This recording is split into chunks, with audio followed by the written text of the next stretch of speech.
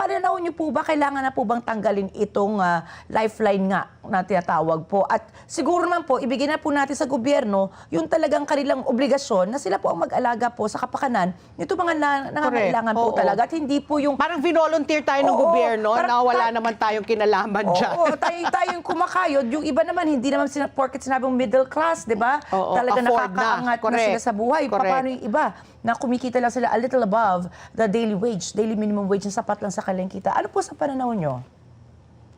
Kung titingnan po natin, ang problema talaga natin ay nasa batas. May legal basis kasi siya. Kaya laging sinasabi nila Meralco that, this is approved and it is legal. Totoo po legal, pero makatarungan na ba? Hindi siya makatarungan. Kasi unang-una sa lahat, yung sahod ng Pilipino ay hindi tumataas. Hanggang ngayon, hirap na hirap ang Pilipino sa krisis.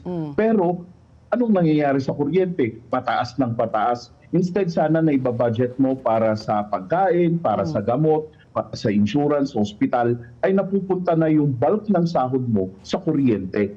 So hindi siya katarungan.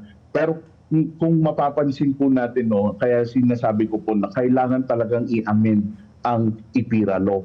Kasi pati yung mga spag areas po, even yung mga nandun sa spag areas ay subsidiyan natin na nandito sa Luzon. Yung mga hindi po connected sa grid through the UCME or yung universal charges, binabayaran po natin yan. At kung titignan natin yung nabanggit po ni Ms. Ricky kanina yung sa lifeline rate. Lifeline rate, yung basehan ay doon sa konsumo na kuryente. Less than 100 kilowatts ang konsumo mo, ay libre yung kanyang yung kuryente. Paano po yung resort ni Congressman na nasa Palawan? Bakit tutan lang po nila yun? Kaya po yung konsumo po nila ay mababa kasi caretaker lang nandun. Libre na si Congressman.